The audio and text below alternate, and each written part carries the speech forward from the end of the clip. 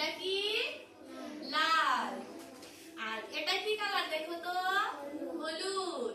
হলুদ কি কালারের হয়? কলা